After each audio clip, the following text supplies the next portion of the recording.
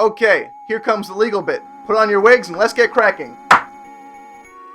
Now, it would make sense to go to the congressional hearings first, but there was actually one big hurdle Sega had to overcome before they got to that mess. In fact, the legal battle that was to come would forever change the industry and set precedent for all future cases involving reverse engineering. And I am personally affected by this as well. The case Accolade vs. Sega would take place on July 1992, and mind you, Accolade made Bubsy. So trust me, I want to see them burn too. The case involved Sega's use of their trademark security system in order to lock out games which were not officially licensed by Sega. Nintendo did a similar thing with their own lockout chip. I talked about TMSS in the first video. If you need a refresher, I highly recommend you check it out. Boop. So, Accolade was producing games for Sega without their permission, but in order to do this at all, they had to reverse engineer the Genesis to see what would allow the games to work on the console at all. Accolade discovered it was a small segment of code that would start in the boot up screen, and it was a few mere lines that included Sega's trademark name and some data. Sega warned them to stop, but after Accolade refused, Sega took them to court arguing they infringed on Sega's copywritten and trademark material. Accolade argued it was protected under fair use. Essentially, fair use is a legal doctrine that permits the use of copyrighted materials without permission, considering the following four factors: whether it is of a commercial nature, the nature of the work, the portion used in relation to the copywritten works as a whole, and the effect upon the whole potential market. The District Court of Northern California heard the case and ruled in Sega's favor.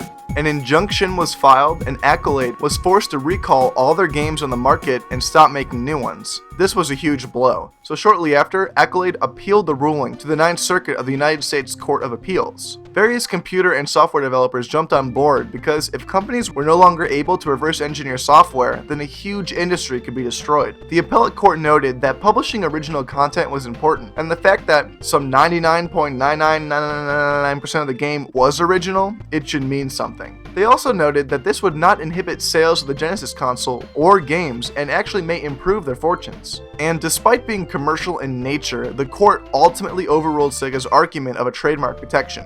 Essentially, Sega's argument was that Accolade illegally used a trademark within the TMSS code. The court, however, did not find this compelling, as it was illegal to use trademark material to protect a copyright.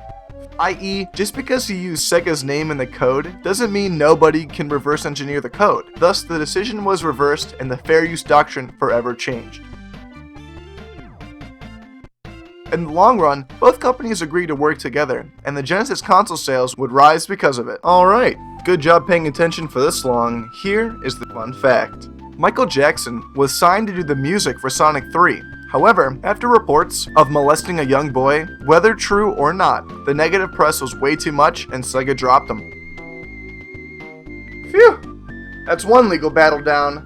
But remember those congressional hearings? Well, they're about to start.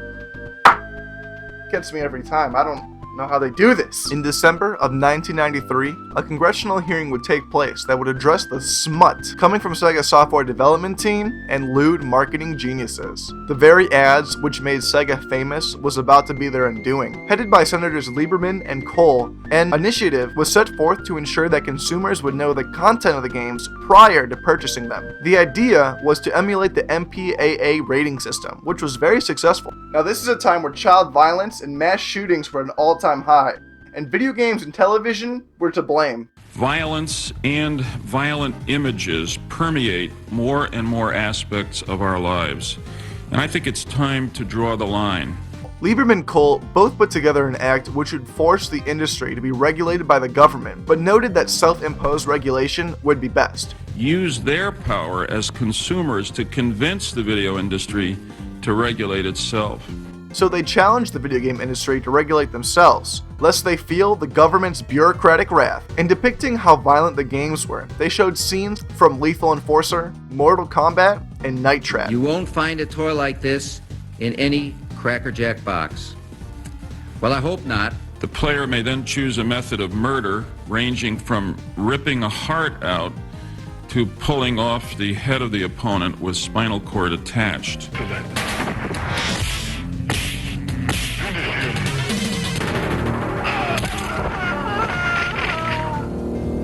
Night Trap, which adds a new dimension of violence specifically targeted against women, is especially repugnant. It ought to be taken off the market entirely, or at the very least, its most objectionable scenes should be removed. Megan, this isn't gonna work. You're not scaring me. Wait. What are you doing now? Megan, no!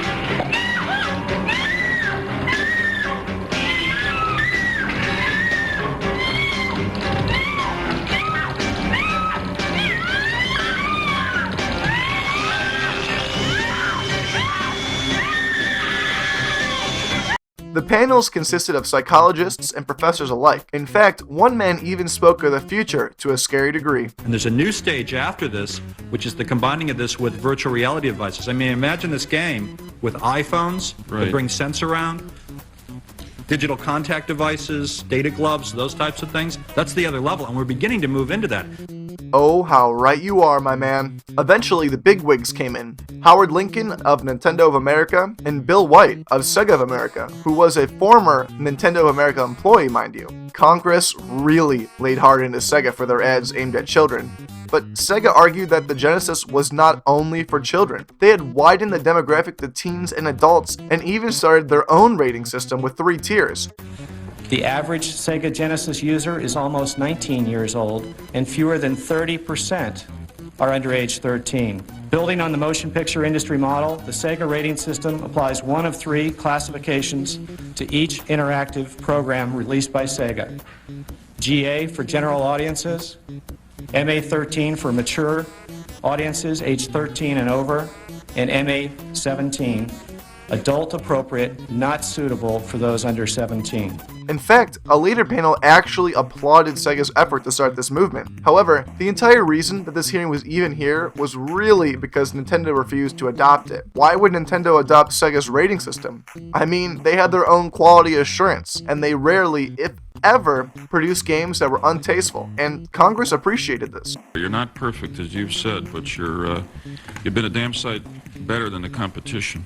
However, despite Sega's attempts, their rating system was not on ads, it was not on games, and it was barely visible in stores. It was clear that Sega had a lot of work to do, and they had to try to work with their arch rivals Nintendo. You've got Night Trap right alongside, Joe Montana's NFL football, with no indication that of the content of this, and that you, as you said just now, expect this only to be bought by kids. So is this responsible advertising? In March of 1994, Congress resumed to see the progress. Jack HEISTAND took the brunt of the heat, repping the industry ratings console, the VGRC, which does around 4 times the amount of titles as the MPAA. The full plan was to be implemented by the Christmas of '94. The issue is, just because there's a console doesn't mean that the devs, distributors, or hardware manufacturers had to follow the rating system. Every part of the industry had to work together harmoniously, or else the regulation would fail.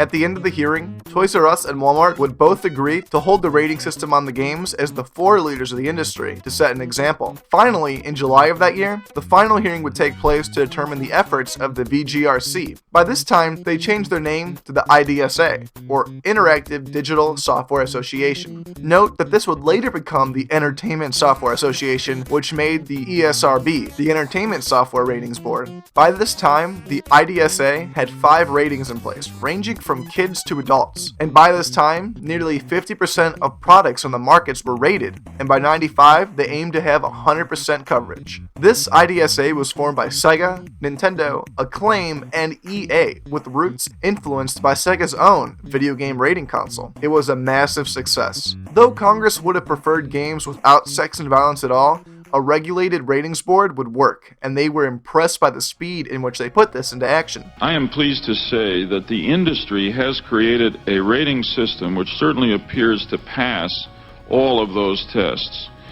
From what I have seen, they have heeded the call of parents, of teachers, and of Congress to build a system that we can trust to provide the information we need. Thus, Sega was saved. Though they did have to recall copies of Night Trap, they came out relatively unscathed, and if anything, the media merely increased sales. In total, some 20 million Genesis consoles were sold in America and 40 million worldwide, to make the US its most successful market by a long shot. 1993 saw Sega's most profitable year and made them the best-selling 16-bit console of all time. In 1994, the sales were still incredible, But by 1995, Sega was ready to release its own Sega Saturn, and by then, Kalinske ready to leave the company, seeing that his job was done.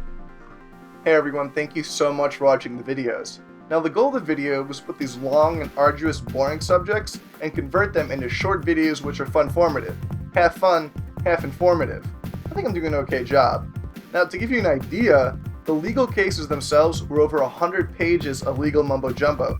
And that's not to mention the additional research I had to do on the origins of these laws and what some of the legal terms meant, because they were pretty confusing. Now, as for the congressional videos, there were 3 of them, and these hearings all accounted over 6 hours of content, which was dry at best.